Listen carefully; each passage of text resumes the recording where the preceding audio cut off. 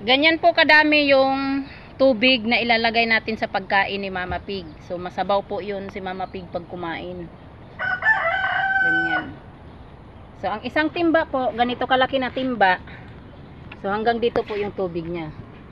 Ito po, itong guhit na to po dito. Yan, ganyan po kadami yung tubig na isasabaw natin sa pagkain ni Mama Pig. Ito po ay 2 kilo darak ng palay. Lalagay lang po natin dito. Yan po, 2 kilo. Tapos 2 kilo din po na feeds. Lactation po. Dito, wala na tayong feeds. Kunti na lang. So, ito po yung feeds. 2 kilo din po. Ang gagawin po natin, halo-haluin lang po natin.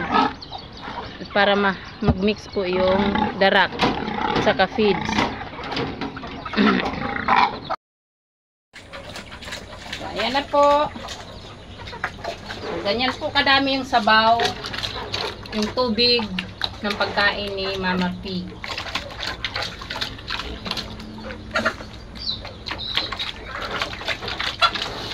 So, bali po ngayon ay umaga, 2 kilong lactation, 2 kilo darak ng palay.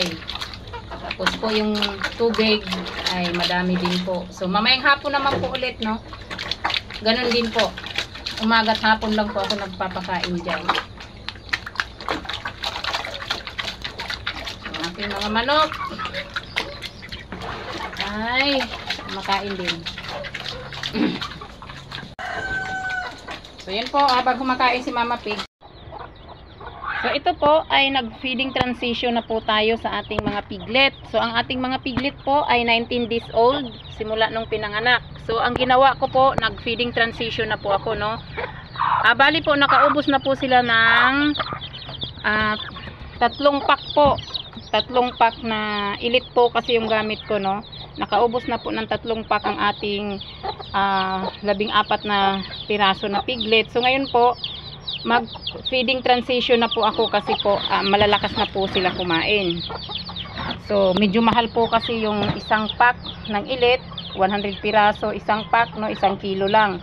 So, ngayon po, ito po ang ginawa ko, bumili ako ng isang pack na ilit, tapos 1 kilo na pre-Startex.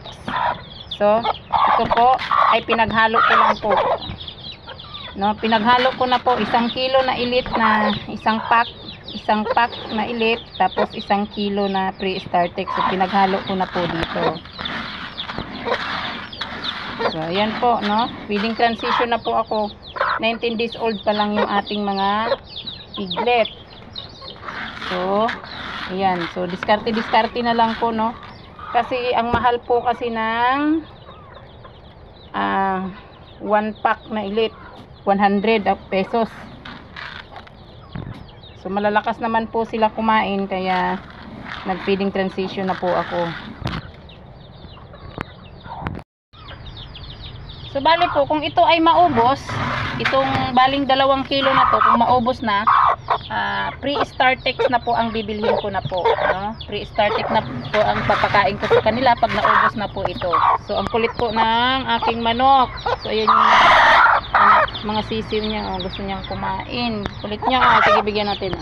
Dito na. Ang kukulit po ng aking mga manok.